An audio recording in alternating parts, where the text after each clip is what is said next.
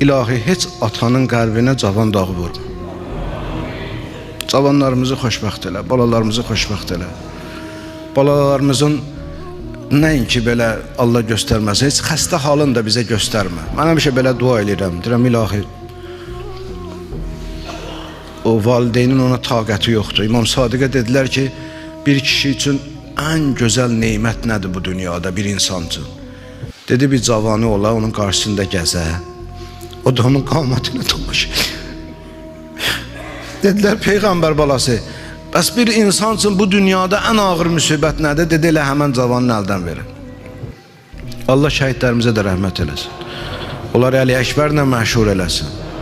Onlar bizim iftixarımızdır, onlar bizim fəxrimizdir, onlar bizim başımızı uca edənlərdir.